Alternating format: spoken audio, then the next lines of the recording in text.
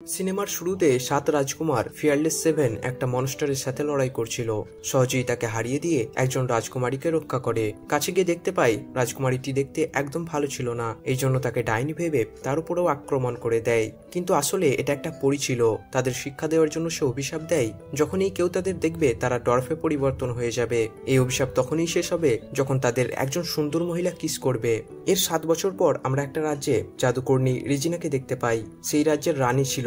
রেজিনা তার মহলের মধ্যে থাকা জাদুর গাছের কাছে যায়। সূর্যের আলো পড়লেই গাছের ফল দুটো জুতোতে পরিবর্তন হয়ে যায়। এটা পড়ার পর রেজিনার বয়স কমে যায়, সে একটা সুন্দর মহিলাতে পরিবর্তন হয়ে যায়। কিন্তু শীঘ্রই জুতোগুলোর জাদু শেষ হয়ে যায়, তাকে বেশিক্ষণ যুবতী রাখতে পারে না।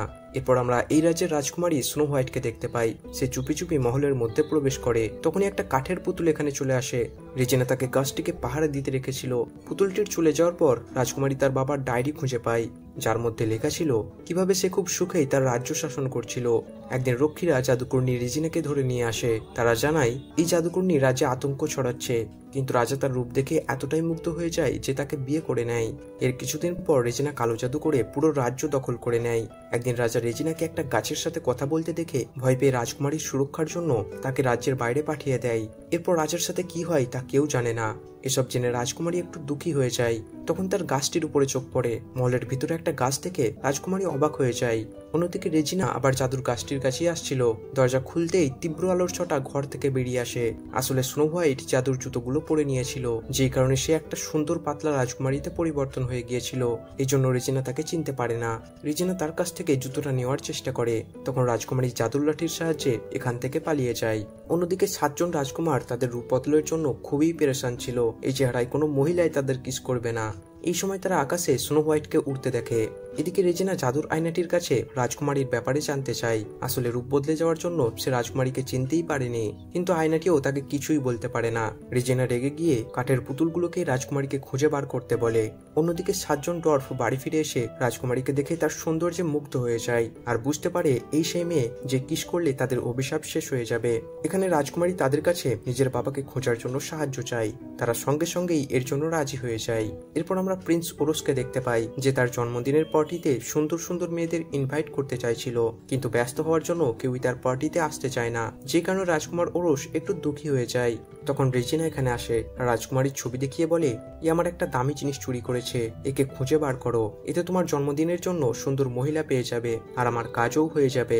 রেজিনার কথা শুনে ওরস মেয়েটিকে খুঁজতে বার হয়। অন্যদিকে রাজকুমারী নিজের বাবাকে খোঁজার জন্য পোস্টার তৈরি করছিল। তখন বাইরে তাকালে সে নিজের বাবার মতো কাউকে জঙ্গলের মধ্যে যেতে দেখে। এটা দেখে রাজকুমারী তার পিছু করে। এদিকে রাজকুমার মার্লিন রাজকুমারীকে ইমপ্রেস করার জন্য ভালোবাসার টিপসের বই খুঁজছিল। এখন সে তার আসল রূপে ছিল, কারণ যখন তাদেরকে কেউ দেখে না তখন তারা আসল রূপ ফিরে পেয়ে যায়। যাই হোক, মার্লিন জানলা দিয়ে রাজকুমারীকে একাই জঙ্গলের দিকে যেতে দেখে আর তার পিছু করে। আমরা বাকিদেরও দেখতে পাই যারা রাজকুমারীকে ইমপ্রেস করার জন্য গিফট তৈরি করছিল। আর্থার যখন মার্লিনের ঘরে যায় তখন সেখানে বইটিকে পড়ে থাকতে দেখে সে মার্লিনের মতলব বুঝতে পেরে যায়। রেগে গিয়ে আর্থার মার্লিনকে খুঁজতে বের হয়। এদিকে রাজকুমারী নিজের বাবাকে খুঁজছিল। তখন তার কাছে একটা কাঠের তৈরি খরগোশ আসে। খরগোশটি কিছু করতেই যাবে, তখনই মার্লিন তার উপর জাদু করে রাজকুমারীকে নিয়ে পালাতে শুরু করে। খরগোশটিও তাদের পিছু করতে থাকে। নিজের ছোট রূপে মার্লিন তেমন কিছু করতে পারছিল না। তখন এখানে আর্থার এসে খরগোশটির উপর আক্রমণ করে তাকে অজ্ঞান করে দেয়। বাকিরা এতক্ষণে জিনিসপত্র নিয়ে চলে এসেছিল। এবার যেহেতু আর্থার রাজকুমারীকে বাঁচিয়েছিল, তার রাজকুমারী তার প্রতি ইমপ্রেস হয়ে যায়। এই সুযোগে আর্থার তার কাছে একটা কিস চাই। তখন রাজকুমারী তার গালে একটা চড় মেরে দেয়, যেটা দেখে সকলে হাসতে শুরু করে। তো ফিরে এসে তারা রাজকুমারীর বাবাকে খোঁজার জন্য একটা প্ল্যান তৈরি করে। পরের দিন আর্থার রাজকুমারীকে সাথে নিয়ে বাকিদের অন্য অন্য দিকে খুঁজতে পাঠিয়ে দেয়। ইতিমধ্যেই শহরের মধ্যে ওরস রাজকুমারীর পোস্টার লাগিয়ে দিয়েছে, যেটাতে ওয়ান্টেড লেখা ছিল। তখনই তার কিছু লোক রাজকুমারীকে দেখে ফেলে আর তার পিছু করতে শুরু করে। রাজকুমারী একটা গলির মধ্যে চলে আসে আর নিজের জুতোগুলো খুলে ফেলে, যার পর সে তার আসল রূপে চলে আসে। এই জন্য বাকিরা তাকে চিনতেই পারে না।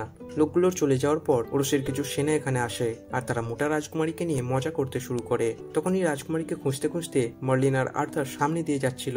রাজকুমারী চেঁচিয়ে তাদের কাছে সাহায্য চাই, কিন্তু আসল রূপে থাকার জন্য তারা তাকে চিনতেই পারে না আর ইগনোর করে চলে যায়। এটা দেখে রাজকুমারীর একটু খারাপ লাগে। তবে তখনই মার্লিন আবার ফিরে এসে তাকে বাঁচিয়ে নেয় আর নিজের খেয়াল রাখতে বলে এখান থেকে চলে যায়। এটা দেখে রাজকুমারী বুঝতে পারে মার্লিন মন থেকে খারাপ নয়।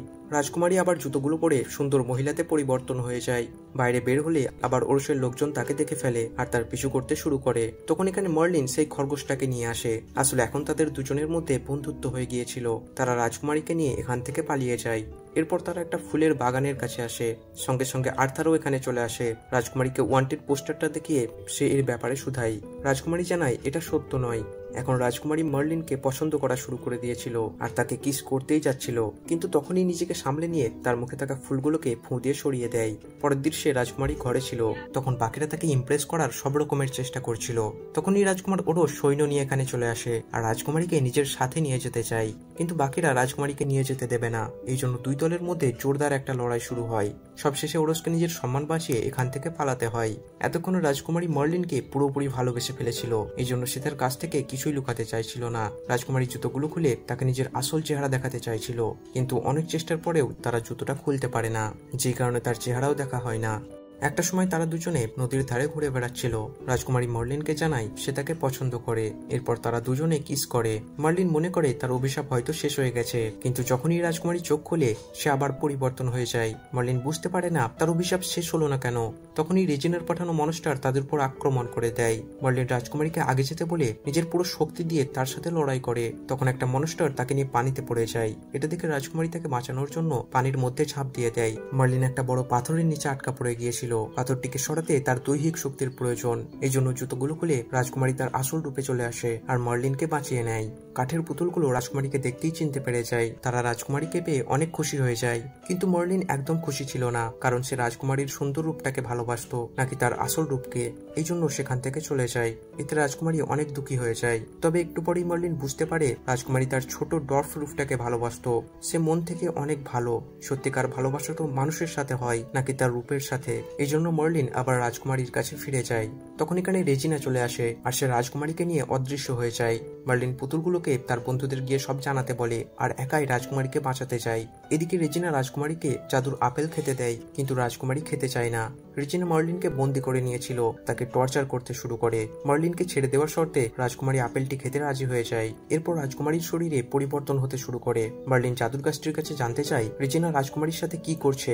গাছটি জানায় ফলটি খাওয়ার পরে সে একটা গাছে পরিবর্তন হয়ে যাবে। এরপর সূর্যের প্রথম আলো পড়তেই তার ফল জাদুর জুতোই পরিণত হবে আর রাজকুমারী মারা যাবে। মার্লিন যেভাবেই হোক রাজকুমারীকে বাঁচাতে চাইছিল। এই সময় বাকিরাও এখানে চলে আসে। এখন রাজকুমারী সম্পূর্ণরূপে গাছে পরিবর্তন হয়ে গিয়েছিল। যখন রেজিনা ফলগুলো পাড়তেই যাবে, মার্লিন তাকে নিয়ে মহল থেকে নিচে লাফ দিয়ে দেয়। এতে রেজিনা মারা যায় আর তার সাথে সমস্ত জাদুও শেষ হয়ে যায়। রাজকুমারী নিজের আসল রূপে ফিরে চলে আসে। কাঠের খরগোশটিরও রূপ বদলে যায়, যে আর কেউ নয়, রাজা নিজে ছিল। রাজকুমারী তার বাবাকে দেখে অনেক খুশি হয়ে যায়, কিন্তু এরপর যখন জানতে পারে তাকে বাঁচানোর জন্য মার্লিন মারা গেছে, সে খুবই দুঃখী হয়ে যায়। রাজকুমারী কান্না করতে শুরু করে। তখন বাকিরা মার্লিনকে উপরে নিয়ে আসে। মার্লিনকে জীবিত দেখে রাজকুমারী অনেক খুশি হয়ে যায় আর তাকে কিস করে। এবারে মার্লিন আর বাকিদের অভিশাপ শেষ হয়ে যায়। মার্লিনের আসল রূপ দেখে রাজকুমারীও অনেক খুশি হয়ে যায়। এরপর তাদের দুজনেরই বিয়ে হয়ে যায় আর এভাবে একটা হ্যাপি এন্ডিং এর সাথে সিনেমা এইখানে শেষ হয়ে যায়।